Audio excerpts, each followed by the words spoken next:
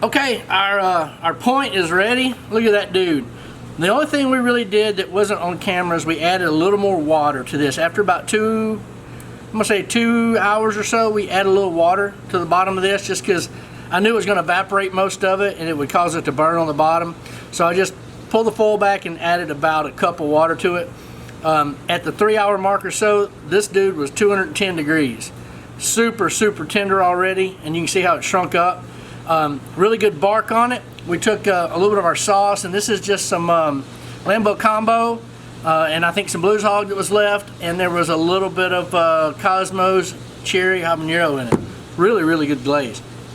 Glazed it up, took the lid off, and put it back in there for about 25-30 minutes, and this is what we got. This is the point. Right now, I think the flat is hovering around 209.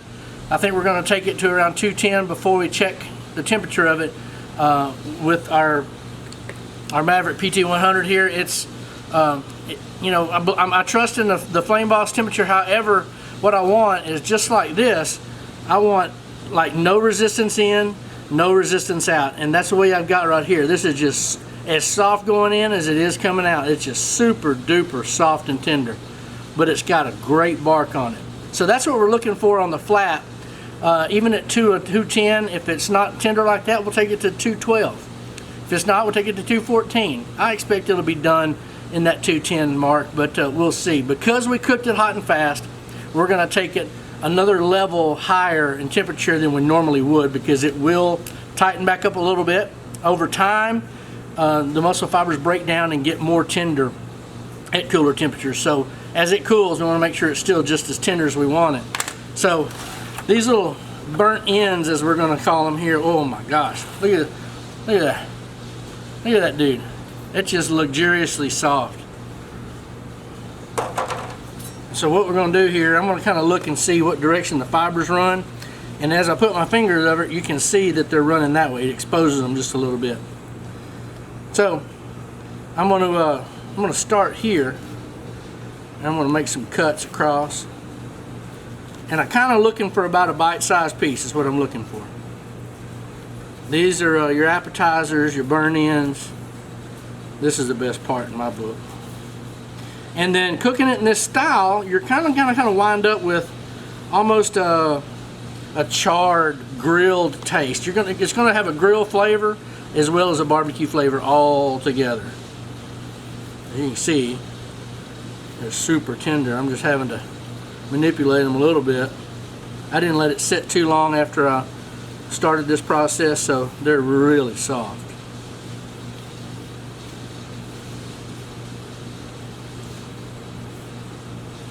Look at that. Woo.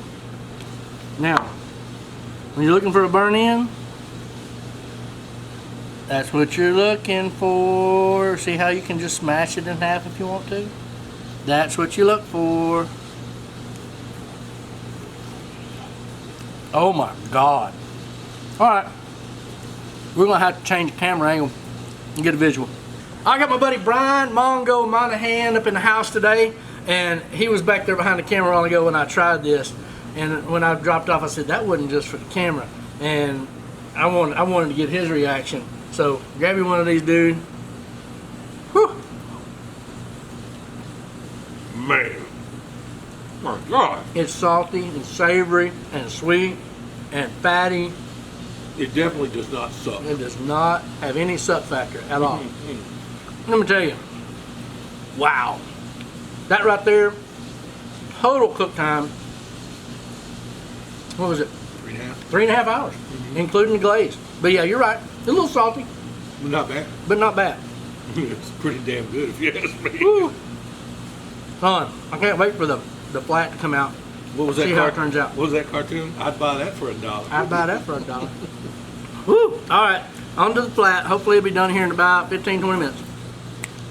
All right, this is what it looks like when it come off the cooker. This is 5 hours and 15 minutes. We put a little bit of our glaze on top, and you can see the bark's a little bit spongy. What's going to happen is this glaze, as we brush it around, we're not going to brush real hard because it's soft. We're going to slightly brush this glaze in. But what's going to happen is this sugar and this glaze, this brisket's going to be salty naturally. But the sugar in this brisket is one that's going to balance the salt. The other thing it's going to do is it's going to cook onto this surface of this meat. We're going to put it back in the cooker just enough to tack up. And what I mean by that is the sugar in this is going to pull this bark together, and it's going to make it solid. It's going to make it one solid piece. And what I'll do is I'll dip it. This is the juice we pulled off of it, and I'll dip it in here just so we don't have those big brush marks in it. If you got it a little wetter, you're not going to have your brush marks from your brush. That's just going to take those brush marks out. And that's a competition trick, but that's not really what we're worried about. It's just hard for me to get away from. So what we did is we poured our juice off here. We're going to let the fat rise to the top. This is going to strain out just the juice that we can use for au jus.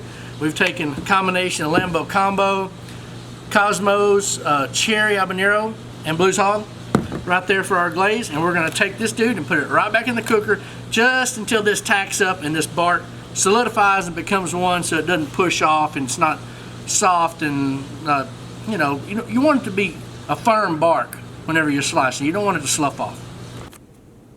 Here it is. The bark is set. It's a little soft. I probably didn't let it sit quite long enough, but we got antsy. Neighbors are coming over. We're going to share it up. So we cut some raw yellow onion here. We cut us some sweet swine pickles. We got some Hawaiian bread here ready.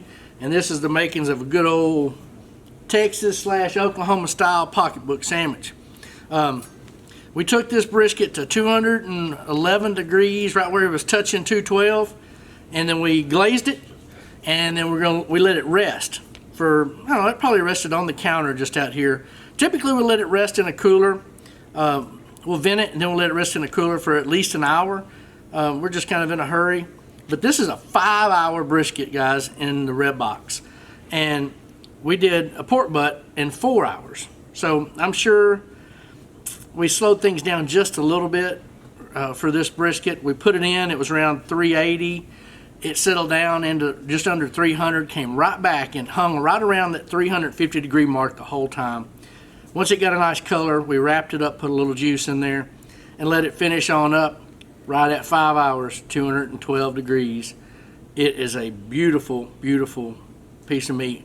We already destroyed the burn ends, but we're going to slice some of this and get this ready for our neighbors as they're coming over.